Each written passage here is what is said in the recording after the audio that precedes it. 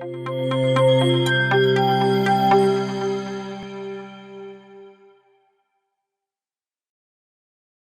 hoje aqui é um prazer enorme, no âmbito das nossas atividades, do curso da BNC, das competências gerais do diretor escolar, ter uma pessoa, para mim, muito querida, uma pessoa que eu tenho uma profunda admiração, uma pessoa que eu aprendi bastante com ela. Quando eu deixei o Todos pela Educação, depois de 6 anos como presidente executivo, eu tive o privilégio de trabalhar com Tereza na comunidade educativa SEDAC. Foi aí onde eu aprendi muito sobre os arranjos de desenvolvimento da educação, né? E aqui tem 3 arranjos conosco.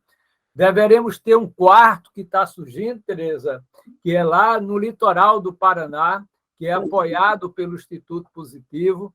Então, a partir de 2023, deveremos ter aí um novo arranjo, um novo território de municípios paranaenses, né? Temos aqui não só Ribeirão, mas cidades próximas a Ribeirão, que são parceiras da primeira hora da cátedra, como Bebedouro, Batatais, mas também há um outro polo que a gente costuma dizer, que é a Grande São Paulo, onde ali encontram-se Jundiaí, Mariporã, onde está a nossa querida secretária e presidente da Undime, Márcia Bernardes, que vem acompanhando as nossas atividades, né?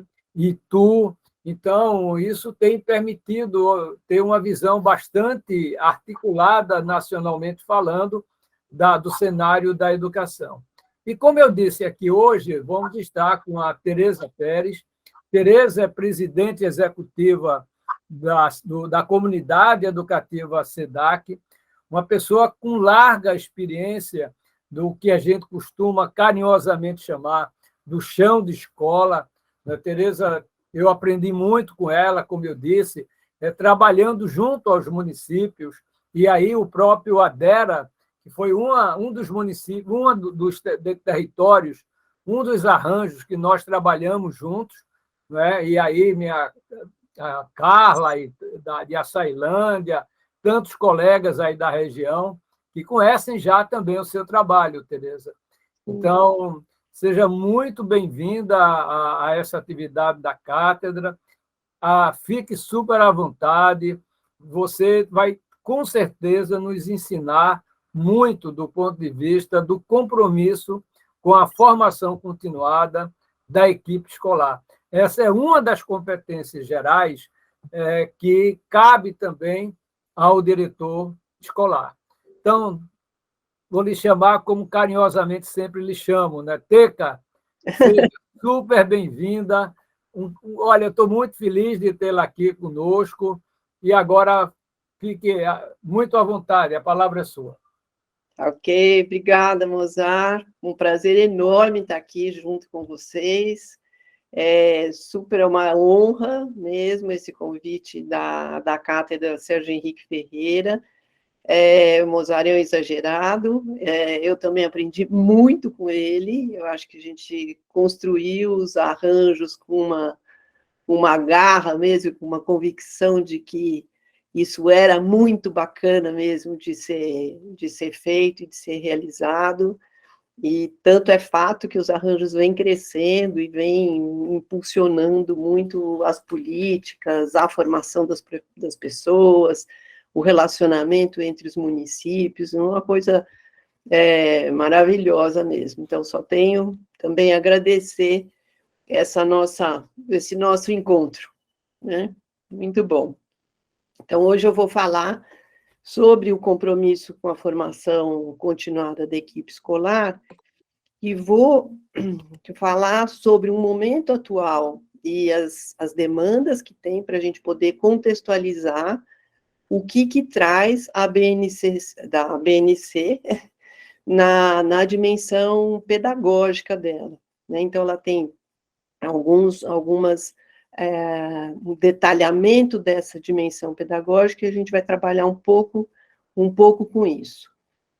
A BNC, eu acho que é um avanço enorme mesmo, a gente já ter estipulado isso como uma política pública, mas a gente precisa gerar condições para que ela possa, de fato, ser efetiva, né? Então, acho que a gente começa pensando que avançamos muito já na educação, a gente conseguiu finalmente, né, como disse o professor Charlot, finalmente entraram na escola crianças que não poderiam ter entrado na geração anterior, mas o direito do ser humano não é entrar na escola, é ter realmente acesso ao conhecimento. E hoje, acho que a gente tem um desafio muito grande, que é de recuperar esse acesso, realizando a busca ativa mesmo, nesse pós-pandemia, e nós temos um desafio enorme, porque eu acho que o avanço que houve na democratização do ensino, essa democratização trouxe para dentro da escola a complexidade toda da sociedade, né? Com públicos com uma situação de vulnerabilidade muito grande e que a gente ainda não sabe trabalhar direito, né? Eu acho que a pandemia deixou muito claro as nossas fragilidades em relação a se deparar com tanta desigualdade, com tanta situação de vulnerabilidade. Então, como é que a gente lida com esse contexto, né? Além das demandas da questão interna à escola, nós temos uma questão econômica grave, que é dessa concentração de renda muito grande que existe hoje, especialmente aqui no Brasil, e que traz uma desigualdade socioeconômica muito grande, que impacta diretamente no direito de aprender, porque as pessoas precisam ter condições, tanto para frequentar a escola, como para ter acesso à tecnologia, que é outra demanda, né? Tecnologia hoje, as crianças precisam ter acesso e precisam ter equipamento, e a gente também precisa ter clareza que só acesso e equipamento não resolvem, a gente precisa ter uma educação digital, porque a demanda de trabalho com a tecnologia vem mudando muito. Então, se a gente pensar ao longo da escolaridade básica, a nossa formação em relação à tecnologia precisa ser muito mais trabalhada para além do acesso e do equipamento, né? A gente tem a questão ambiental, que todos os cientistas nos dizem da necessidade, da urgência, da premência, de a gente prestar atenção nos recursos naturais, como que a gente lida com isso, e a escola não pode ficar alheia a essa questão. E, por fim, eu acho que nós temos hoje a questão do cuidado, que é o cuidado de cada um, o cuidar do outro e o cuidar do planeta como um eixo mesmo do nosso trabalho pedagógico. O Mozart falou, acho que na primeira fala sobre a BNC, da importância da dimensão pedagógica para o gestor escolar, para o diretor. E é dessa dimensão que a gente vai tratar, né? Bom, nós temos uma função social da escola que é já bem conhecida de nós todas, que é o que o Delors falou já há muitos anos atrás, que a escola é um espaço do saber ser, do saber fazer e do saber conviver. Isso é lindo, os 4 pilares da educação, mas é super difícil da gente executar, porque nós temos muitas necessidades, né? Então, isso continua mais do que válido, e a gente vai tentar mergulhar um pouquinho nesse assunto, né? A função social da escola é ser um espaço de afeto naquilo que afeta o outro, né? De valores, de transmissão do patrimônio cultural e científico da humanidade. A escola não pode abrir mão disso, e acho que a pandemia nos colocou em xeque em relação a isso, porque nós tivemos um papel de assistente muito grande, né, de assistência social, mas a gente não pode perder essa questão do saber mesmo.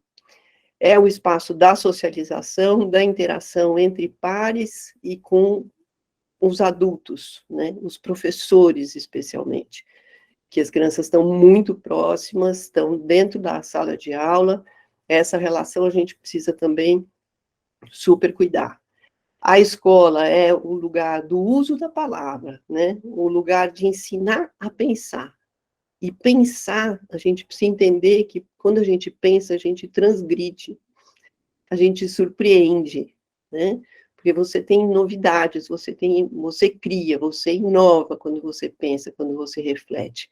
E a escola precisa ser esse lugar, não o lugar da transgressão, não é da baderna, mas é da transgressão em relação ao pensar, em relação ao fazer coisas novas, né? Acho que outro papel fundamental é dessa cultura que aproxima, que vive a subjetividade.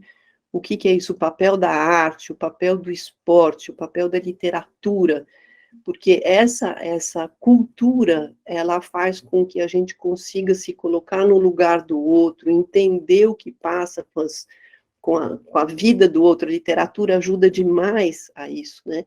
E a arte também, a arte aproxima, porque a arte não tem certo e errado, a arte você expressa a sua subjetividade por meio das artes plásticas, da música, do teatro, da dança, e isso faz parte da nossa cultura. Acho que o Brasil tem uma cultura muito forte de arte, de expressões, de poesias, de cantigas, de tudo, e que muitas vezes a escola se aparta disso e fica somente querendo melhorar os índices de língua e matemática, como se a função da escola se reduzisse a isso, né? A gente precisa melhorar a língua e matemática, sem dúvida, mas não podemos reduzir a isso. É um espaço público onde convive desigualdades profundas e a diversidade, e isso a gente precisa aprender. É um espaço também garantido de mobilidade social, porque as pessoas, quanto mais estudam, maior possibilidade ela tem de realizar opções na vida, de procurar seus caminhos, de saber o que quer fazer, onde quer morar e como quer viver. Isso a escola, ela é fundamental para isso, a educação. E ela é também esse lugar de proteção e de segurança, né? De proteção e segurança em relação à alimentação, a esse direito de alimentar. Na conversa com muitos secretários, a média é de 80% mais ou menos dos estudantes, a alimentação na escola ser a principal alimentação que tem. Então, é seríssimo esse nosso papel também de garantir essa rede de proteção em relação à alimentação, à integridade física e moral, que também está muito difícil, porque a gente tem tido muita violência na escola, muitas incivilidades, como que a gente lida com isso. A importância da escola estar conectada à assistência social, à saúde, à cultura, para gerar essa rede de proteção mesmo, e para que o desenvolvimento integral dessas crianças, desses estudantes, possam ocorrer, e a importância da gente estar conectado a outros espaços, né? Precisamos ir para além dos muros da escola, né? Já falei um pouco dos problemas. A gente tem problemas com a aprendizagem, a gente tem problema com evasão, com abandono, com absenteísmo, com a repetência, e tem um problema que é seríssimo, que é a falta de respeito à inteligência dos estudantes e dos próprios educadores. Nós, muitas vezes, nos subestimamos enquanto capazes de produzir, de fazer, de refletir, de propor, de inovar, e a gente faz isso conosco, e a gente faz isso em relação aos estudantes também, achando que eles não são tão capazes quanto eles são. As crianças são brilhantes, os adolescentes têm uma potência enorme de criação, e isso muitas vezes fica deixado de lado. Eu acho que isso é um problema sério que a gente vive dentro da escola. Dificuldade de comunicação, a gente não sabe falar sobre aquilo que a gente faz, justificar aquilo que a gente faz, isso vai trazendo um isolamento, um não pertencimento, né? Os professores precisam se sentir pertencentes à escola, as famílias precisam se sentir pertencentes, os estudantes precisam se sentir pertencentes àquele espaço, né? A gente sofre de desrespeito à diversidade, a escola tem, a gente tem uma cultura de homogeneizar tudo, como se fosse todo mundo igual, e tratar todo mundo da mesma maneira. Igualdade não é equidade, tratar todo mundo da mesma maneira não significa respeito, em hipótese alguma. Eu preciso estar de olho a essa diversidade e identificar quais são as necessidades mesmo de cada um, e tentar trabalhar com isso, compreender como é que se dá essa dinâmica e esse ensino personalizado. As situações de violência que eu falei para vocês, já essas incivilidades que vêm ocorrendo, não só na escola, né? A gente está vendo a sociedade aí fazendo, expressando essa quantidade de incivilidades. A escola faz parte da sociedade e ela reproduz também da mesma maneira, né? E a baixa participação da comunidade da escola mostrou, durante a pandemia, que é um enorme problema. Quer dizer, todas as escolas que estavam mais próximas da comunidade, com maior vínculo com as famílias, tiveram resultados muito mais positivos do que outros, né? Agora, como que a gente lida com tudo isso, né? Com as demandas da sociedade, como que a gente lida com esse nosso desejo de fazer o melhor para as crianças e para nós também? Não adianta a gente querer fazer só o melhor para o outro. Fazer melhor para o outro é muito bom, porque isso nos faz bem. Então, a gente precisa fazer bem para nós, para os nossos projetos, né? Como que o conhecimento pedagógico do diretor pode auxiliar nesse caminho da melhoria da educação integral, né? E aí eu acho que a BNC traz essas competências, ela detalha essas competências do diretor, mas eu acho que a primeiríssima ação que a gente precisa estar atento é melhorar o clima escolar. Então, quer dizer, como que um ambiente de cuidado em relação ao espaço, em relação às relações interpessoais. Eu sempre brinco e falo que a gente precisa usar óculos com lentes humanizadoras para olhar para as pessoas e ver nessa relação, compreender quais são os desejos, as motivações, as necessidades, as possibilidades de cada um, porque acho que é só esse olhar, né, que vai fazer com que a gente se sinta potente também e capaz de fazer alguma coisa, capaz de contribuir para o desenvolvimento de todo mundo e para o nosso também. Então, eu acho que isso, quando a gente fala formação ao longo da vida, é isso que a gente quer, é esse olhar que vai permitir trazer tantas transformações e mudanças de rota e ajuste, e estar num trabalho compartilhado, né? Bom, agora eu vou focar mais na própria BNC.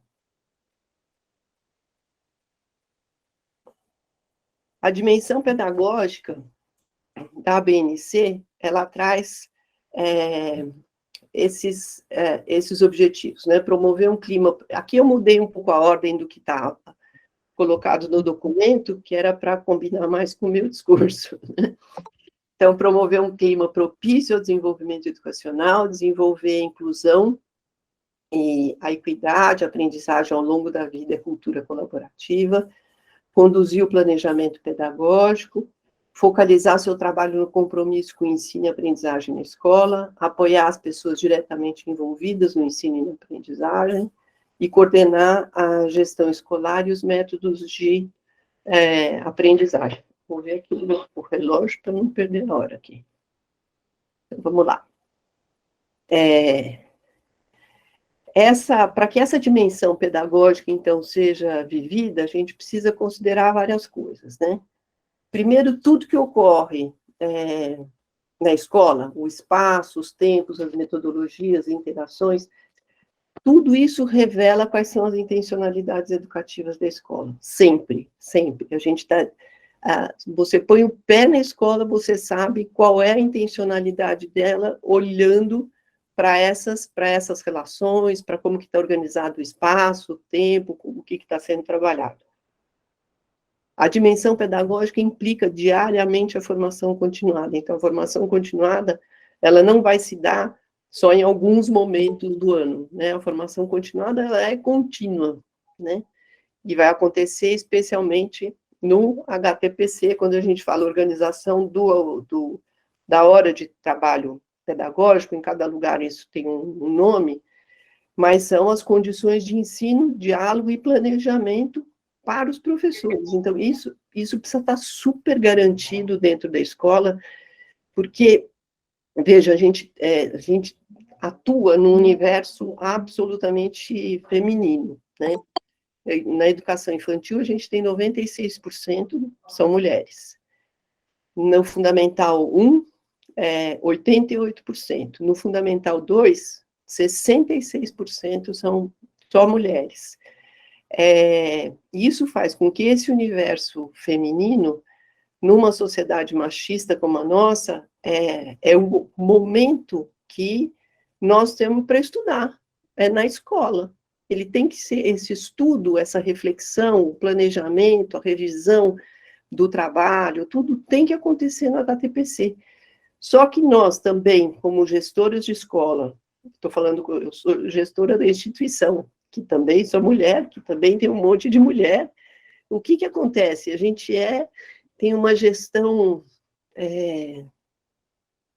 quase que doméstica, que é uma boa gestão, porque você tem uma flexibilidade, porque você apaga os incêndios e, ao mesmo tempo, consegue realizar as coisas, só que a gente também tem uma generosidade muito grande. E nessa questão do HTPC, da hora do trabalho, na escola, muitas vezes a gente acaba cedendo, o filho está doente, aconteceu isso, aconteceu aquilo, não sei o que, a gente abre mão, não tem o rigor necessário para garantir que todo mundo possa sentar, discutir, planejar, avaliar, rever aquilo que precisa. Então, gente, eu acho que como papel dos gestores nessa formação continuada dentro da escola, garantir o horário de trabalho pedagógico é absolutamente imprescindível, a gente precisa ser muito rigoroso com o planejamento, já a gente vai falar um pouco do planejamento. Outra coisa que está super clara, que é o trabalho compartilhado e essa construção coletiva como o grande ganho da escola. Então, a importância da gente ter uma equipe, de ter uma estabilidade na equipe, também é muito bom, porque isso é o que viabiliza a construção coletiva. Todos da comunidade escolar precisam conhecer e participar do PPP. A gente fala do projeto político-pedagógico há muitos anos, ele existe em todas as escolas, pelo menos formalmente, mas ele precisa sair do papel e ele precisa ser uma coisa viva, né? A escola precisa ser viva, né? A gente precisa ter uma escola que pulse, que tenha alegria, que seja uma escola divertida, que você perceba que as pessoas estão aprendendo, porque aprender é muito gostoso, e aprender dá uma outra vibração, né? Não dá para entrar numa escola com todo mundo sisudo, sério, e essa escola certamente não tem uma pulsação necessária para tudo aquilo que a gente precisa que ela seja e o potencial que ela tem, né? E aí volto a falar que as atitudes expressam os valores e, portanto, são ensinadas e aprendidas o tempo inteiro. Então, o papel dos adultos como formadores e mediadores de conflito é fundamental. Quer dizer, tudo aquilo que a gente faz está expressando um valor. Se eu cuido, se eu recebo as crianças na porta da escola, se eu sei o nome delas, se eu estou na hora da saída, se eu converso com as famílias, isso tudo traz um valor, que é um valor de respeito, que é a primeira questão que as famílias colocam, é se sentirem desrespeitadas pela escola, e a recíproca também, a escola também se sente desrespeitada pelas famílias, né? Bom, a outra questão que é promover um clima propício ao desenvolvimento educacional.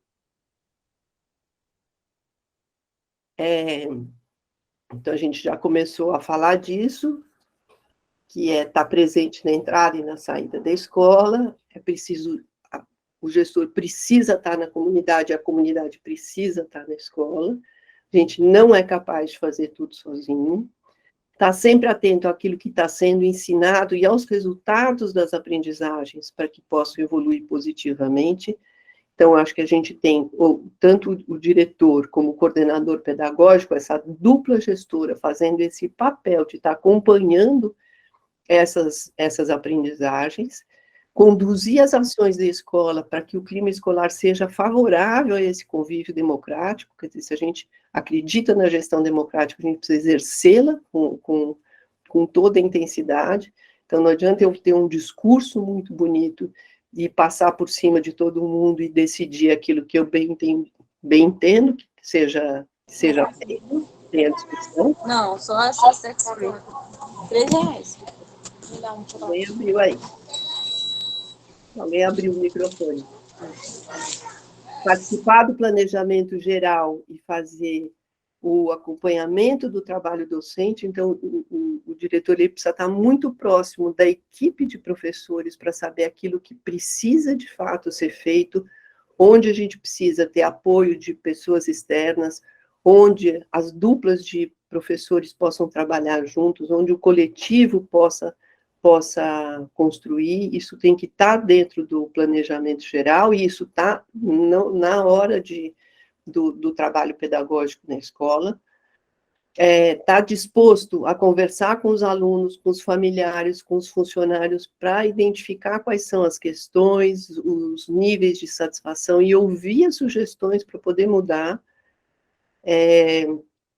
Mozart gosta muito de falar daquele provérbio que a gente precisa de uma comunidade inteira para educar uma criança. É fato isso, a gente precisa mesmo, a gente não é o todo-poderoso, né?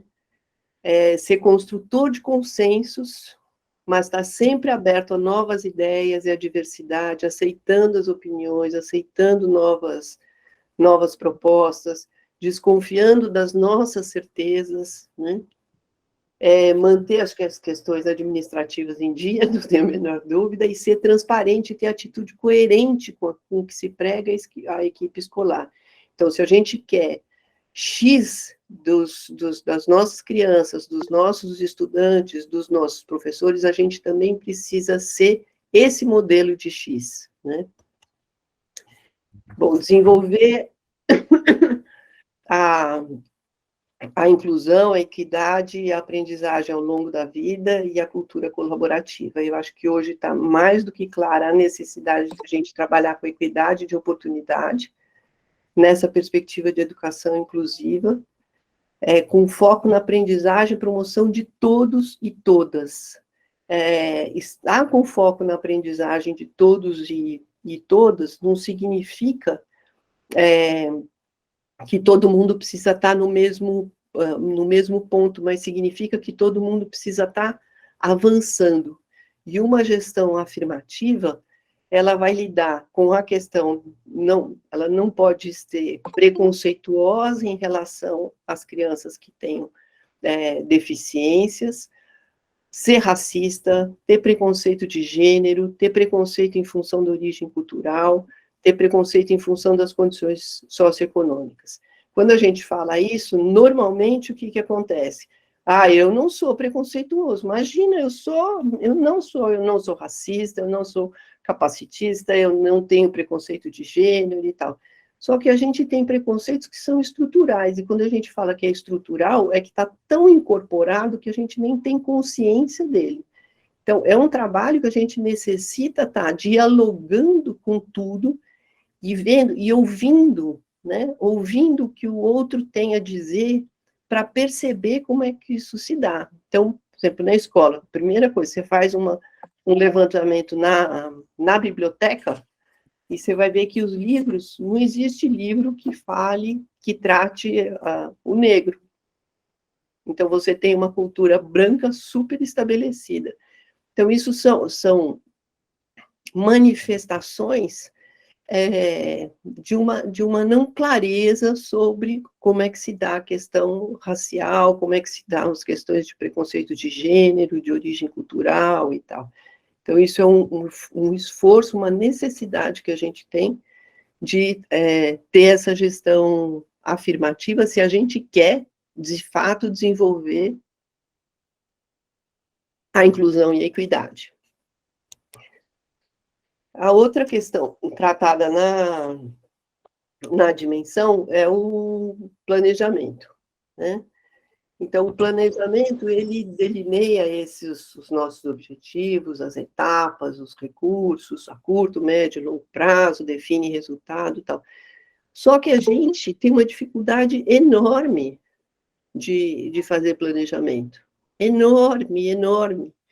Porque a gente fica entre planejar e o apagar incêndio, e a improvisação. Então, na gestão, aquilo que eu falei da gente ter uma gestão meio doméstica, a gente vai apagando os incêndios, vai acontecendo, você vai correndo e vai resolvendo, e vai resolvendo, vai resolvendo, o que é muito bom. Só que a gente precisa ter consciência do nosso papel e como é que a gente faz esse planejamento, como é que a gente faz um planejamento estratégico que busca resultado, como que a gente faz um planejamento participativo, onde todo mundo possa estar envolvido e decidindo coletivamente e tal.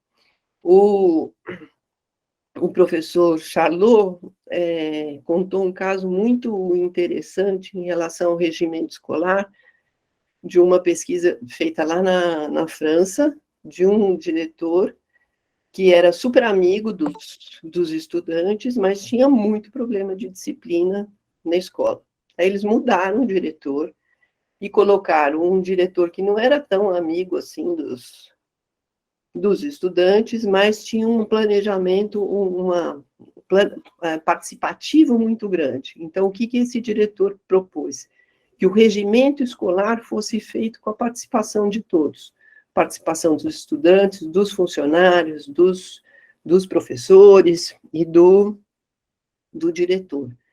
Quando fizeram esse regimento, viram que o regimento anterior, ele só responsabilizava os alunos pelas faltas. O aluno não pode fazer isso, não pode fazer aquilo, não pode fazer aquilo outro. Mas não responsabilizava o diretor por nada, nem responsabilizava os professores, nada, como se fossem seres acima de qualquer suspeita. Ao fazer o regimento de modo participativo, o que aconteceu? Diminuiu muito a questão da violência dentro da escola, porque as regras estavam lá, claras.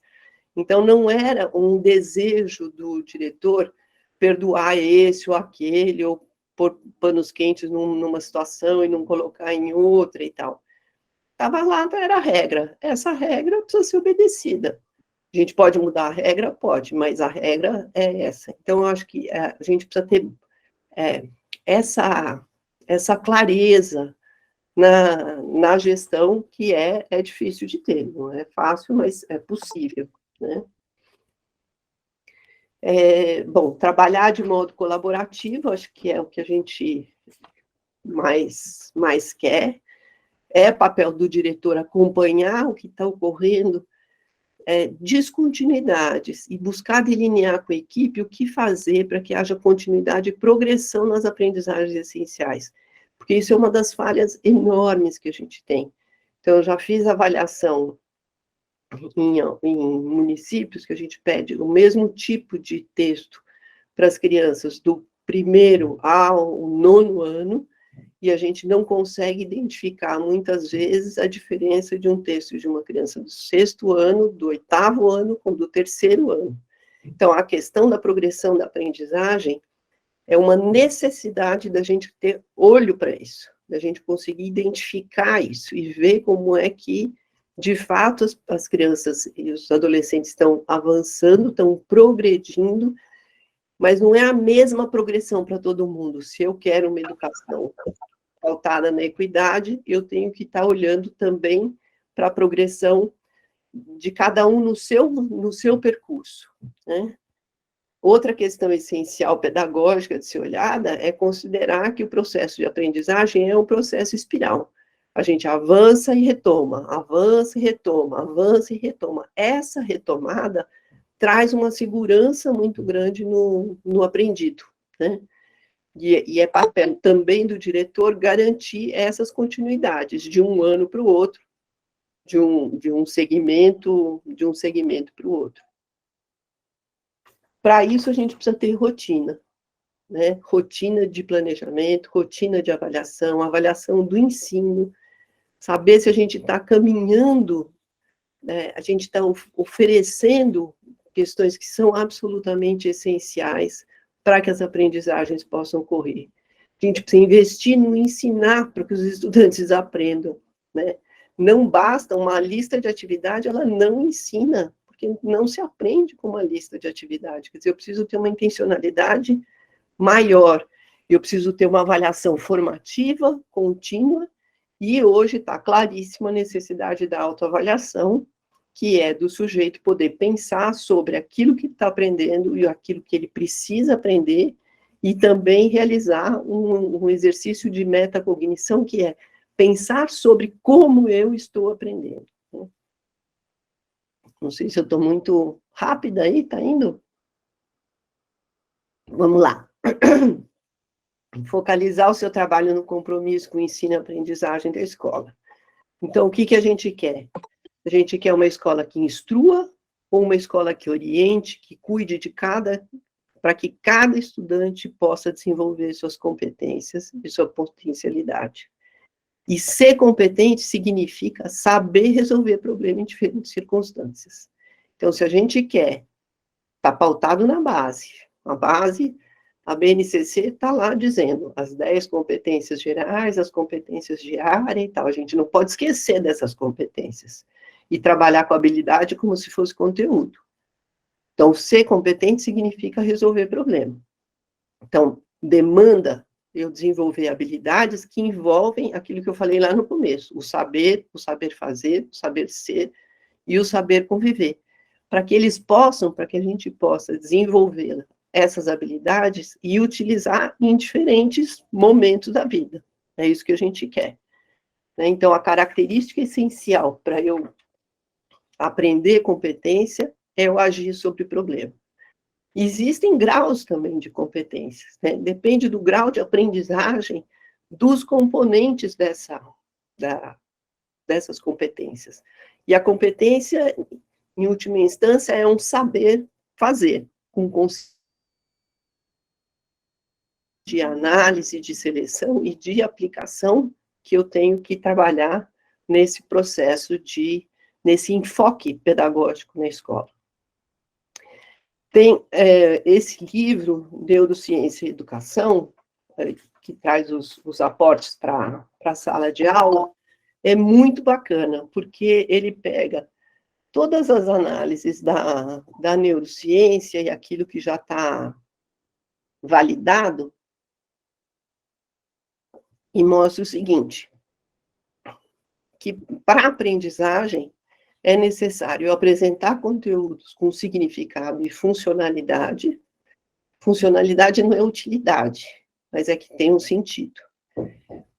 Coisas que sejam que motivem, que eu esteja afim de aprender. Uma coisa legal que fala que é parabenizar as conquistas. Parabenizar as conquistas como a gente faz com as crianças pequenininhas, que conseguem fazer determinadas coisas, e a gente, mesmo errado, a gente parabeniza, e bate palma, e muito bem e tal. Isso vai perdendo ao longo da escolaridade, né? Então, depois, parece que eu não posso mais errar, que eu sempre tenho que acertar, e para eu parabenizar alguém, tem que ser muita coisa. Não, eu tenho que dar, porque isso vai trabalhar diretamente com a autoestima, com o autoconceito, que é de se sentir capaz de fazer. Então, quando o outro fala assim, não, está muito bem, você está, sei lá, eu na minha aula de natação, que ela fala assim, não, está ótimo, você está deslizando na água. Puxa, quando ela fala aquilo, para mim já está ótimo, eu fico feliz com aquilo, porque mexe com a minha autoestima, que eu me sinto capaz de melhorar. Considerar o conhecimento prévio, sempre, que é um percurso que cada um já fez, né? Aí, em outro momento, a gente pode detalhar mais isso. o conhecimento do desenvolvimento de cada estudante, saber que ninguém é igual, que há uma heterogeneidade enorme, não há tem uma a pesquisadora argentina, Flávia Terige, que fala sobre a monocronia, que é um dos grandes problemas da educação, que é a gente achar que todo mundo aprende a mesma coisa e ao mesmo tempo. Isso a gente sabe que isso não é verdade, mas muitas vezes a gente finge que é, e fica penalizando os estudantes que não corresponderam àquela nossa expectativa. Atuar na zona de desenvolvimento proximal, que é aquilo que o Vygotsky fala, que eu tenho que colocar o problema onde eu posso usar aquilo que eu sei para resolver o problema, mas eu não sei tudo, então eu posso buscar. Então, não é nenhum problema que eu não consiga resolver e nenhuma coisa que seja aquém daquilo que eu já sei, que não me traz desafio nenhum. Sempre provocar atividade mental dos estudantes e refletir sobre o próprio processo de aprendizagem. Então, esse exercício metacognitivo é fundamental no processo de aprendizagem. E tem esse livro do Zabala, que ele fala métodos para ensinar competência, que é bem interessante, porque ele fala que, ao desenvolver o trabalho por meio de diferentes metodologias, sempre partindo desses problemas a serem resolvidos, e com os estudantes identificando qual é o sentido daquilo que ele está aprendendo, certamente a gente vai dar um enorme passo para o aprimoramento do ensino e das aprendizagens. E tem coisas que são já antigas, que a gente já está careca de saber e difícil de executar, né? Então, acho que é a penúltima questão colocada dentro da dimensão pedagógica é apoiar as pessoas diretamente envolvidas no ensino e na aprendizagem. Então, o que a gente quer? Ensinar e aprender competências. Elas demandam as mesmas metodologias que a gente vinha fazendo? Não. Então, como é que eu apoio? Como é que eu ajudo os professores para isso? A gente vai fazer os mesmos reportes, dar as mesmas ênfases? Como é que a gente apoia diretamente, então, as pessoas?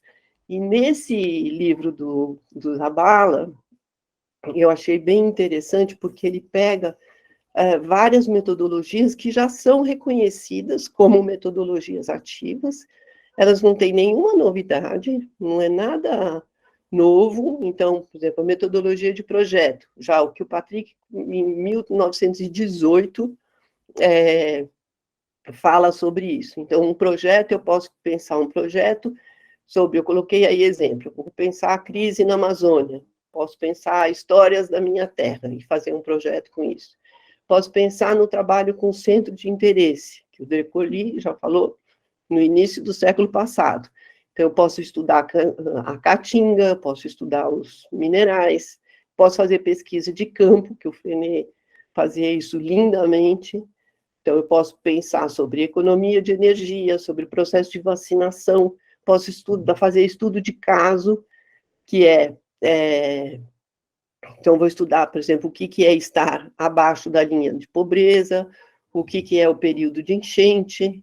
Posso trabalhar com role-playing, que fala sobre, vou fazer um programa de TV, vou ser um youtuber, aprendizagem em serviço, que é muito legal. Então, como é que eu vou contar a história numa casa de repouso, como eu vou ensinar uma língua para outra pessoa, para outro grupo. Então, esse livro dele é bem interessante, porque ele traz cada uma dessas metodologias, vai detalhando passo a passo, como é que faz, quais são as aprendizagens que estão em jogo, o que você quer, como que você avalia. É bem interessante, vale a pena, se a gente quer, de fato, apoiar os nossos professores a terem metodologias ativas. O que isso tem a ver com a base? Eu posso pensar num projeto, num material para centro de interesse, ou numa pesquisa de campo, eu analiso isso e aí eu vejo quais são as habilidades que estão colocadas lá dentro, né? E não o contrário, eu ficar ensinando habilidade por habilidade. Coordenar a gestão curricular e os métodos de aprendizagem e avaliação. Então, a gestão curricular para o ensino personalizado demanda considerar aquilo que eu falei, essa monocronia, que é não achar que todo mundo é igual, demanda uma avaliação formativa e autoavaliação continuamente, e criar os mecanismos de acompanhamento feito pela escola, pelo estudante e pela família. Isso que eu falei para vocês, que eu vi lá em Barcelona, que eu fiquei encantada, que tem coisas assim, que as crianças escrevem aquilo que elas precisam melhorar. E aí tem uma avaliação que é a escola, ele próprio, e a família vão ponderando isso 3 vezes ao ano. Isso dá uma conexão entre a criança, a família e a escola muito grande. Quer dizer, são aspectos que ela precisa melhorar em relação à aprendizagem, em relação ao relacionamento com os colegas, enfim, aí se define quais são os aspectos que serão acompanhados no processo de aprendizagem. E, para finalizar, acho que, assim, o mais importante no sistema educativo, não sou eu que estou dizendo isso, é o Bernardo Torvo, que eu gosto muito, é que as crianças aprendam. Então, ele fala assim, de que adianta dizer ao jovem, você foi reprovado, se ele não aprendeu. Então, a educação não existe para reprovar pessoas, ela existe para que as pessoas aprendam. E então, a pergunta é outra. O que se deve fazer para que todos aprendam? É isso.